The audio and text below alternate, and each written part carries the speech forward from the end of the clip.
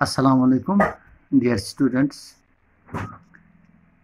It is class 12th, subject political science, and our today's topic is military dictatorship and democracy in Pakistan. तो हम सबको मालूम है कि जब से 1947 में इंडिया पाकिस्तान का पार्टीशन हुआ और पाकिस्तान ने यूं ही अपना कॉन्स्टिट्यूशन बनाया और उस वक्त जनरल अयूब खान अपने आप को वहाँ पे एक सदर के या काम बनाने में अपने आप को सदर बनाने में कामयाब हो गया। तो एक तरह से मास डिससेटिस्फिकेशन जिसको हम कह सकते हैं, उसको अपना ऑफिस छोड़ना पड़ा और वहाँ पे उसकी जगह जनरल याह्या खान ने सदारत संभाली और उसके वक्त में 1971 में एक जंग भी छिड़ गई हिंदुस्तान और पाकिस्तान के दरमियान। मुद्दा था जंग का, ईस्ट पाकिस्तान का मसला था। तो उस जंग का आउटकम ये हुआ कि एक दूसरा मुल्क बांग्लादेश वजूद में आया। इसके बाद याह्या खान को रिप्लेस किया गया, एक इलेक्टेड रूलर वहाँ पे बन गया 1971 में, जिसका नाम जुल्फ़िकार अली भुट्टो था। और इसके बाद 1977 में जुल्फ़िकार अली भुट्टो को रिमूव किया गया और उसकी जगह जनरल ज़िया-उल हक ने ले ली 1982 तक। और 1982 में एक प्रो डेमोक्रेसी मूवमेंट फेस करनी पड़ी जनरल ज़िया-उल हक को, जिसकी वजह से 1988 में एक वहाँ पे एक इलेक्टेड गवर्नमेंट जिसकी सदारत बेनज़ीर भुट्टो ने की वजूद में आ गई। और इसके बाद थोड़ी वहाँ पे कुछ हद तक जिसको हम कम्पिटिटिव डेमोक्रेसी कह सकते हैं, पाकिस्तान के वजूद में आ गई और उसकी लीड कर रही थी पाकिस्तान पीपल्स पार्टी, जिसको PPP के नाम से हम जानते हैं, और मुस्लिम लीग लगभग 1990 तक। तो 1999 में एक अनदर जिसको हम कह सकते हैं मिलिट्री कूप, जिसको लीड कर रहा था जनरल परवेज़ मुशर्रफ, जिसने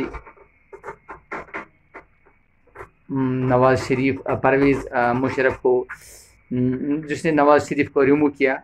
और 2001 में Musharraf God himself self elected फिर एक एज ए प्रेसिडेंट। और पाकिस्तान को सेटल आज वहाँ पे कभी कभार मिलिट्री रूल कर रहा है और कभी कभार एक डेमोक्रेटिक सेटअप। लेकिन आज भी हम ये कह सकते हैं कि Pakistan has failed to establish a stable democracy due to various reasons, जिसका सबसे पहला ये है कि वहाँ पे ज़्यादातर डोमिनेंस ऑफ मिलिट्री है, कलर्जी एंड एंडेड अरिस्टोक्रेसी पाकिस्तान में है और वहाँ पे मिलिट्री डिक्टेटरशिप ज़्यादा चलती है। और जब भी वहाँ डेमोक्रेटिक गवर्नमेंट चलती है उसको वहाँ पे रिमूव किया जाता है। ये बुनियादी वजह है। और एक तरह से हिंदुस्तान के साथ पाकिस्तान की जो हॉस्टिलिटी रही है, वहाँ पे उस लिहाज से मिलिट्री जो है दैट इज़ स्ट्रॉन्ग एनफ। सो जो प्रो मिलिट्री ग्रुप है वो हर तरफ से ये दिखाने की कोशिश कर रहा है कि पॉलिटिकल पार्टीज जो है उसके एज अगेंस्ट वहाँ पे हुकूमत ज़्यादा सही चलती है मिलिट्री रूलर्स की। और डेमोक्रेसी भी वहाँ पे टू फॉर्म्स में वहाँ पे काम नहीं कर रही है। और किसी हद तक ये भी हम कह सकते हैं जो सेल्फिश माइंडेड पार्टीज वहाँ पे थी जिन्होंने पाकिस्तान में वहाँ पे ज़्यादा करप्शन हुआ, या हम ये कह सकते हैं वहाँ पे पाकिस्तान की सिक्योरिटी भी थोड़ी हैम्पर हुई थी। तो इस लिहाज से मिलिट्री को भी कभी कभार ज़्यादा इसमें दखल अंदाज होना पड़ा। और यही बुनियादी वजूहत थी जिसने कि पाकिस्तान मिलिट्री को हेल्प किया कि वो ज़्यादा पावर में रह गई।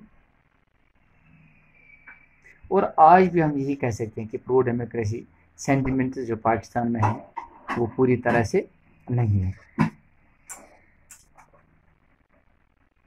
लेकिन वक्त गुजरने के साथ साथ वहाँ पे आप डेमोक्रेसी पनप रही है।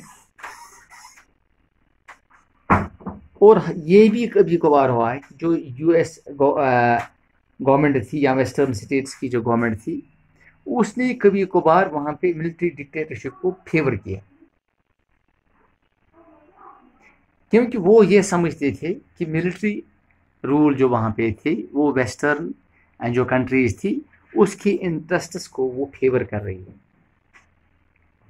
और ये भी वहाँ पे यकीन था कि जो थ्रेड था इस्लामिक टेररिज्म का, that can be countered by stabilising military rule in Pakistan.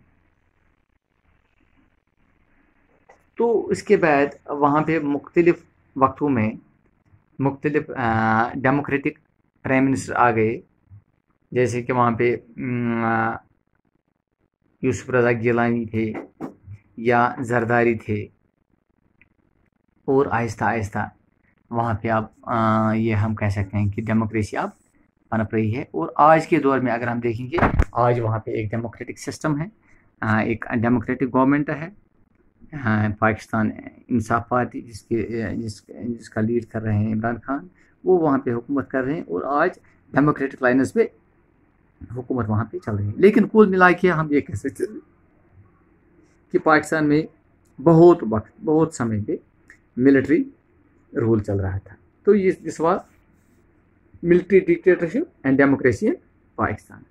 This is sufficient for today. Okay.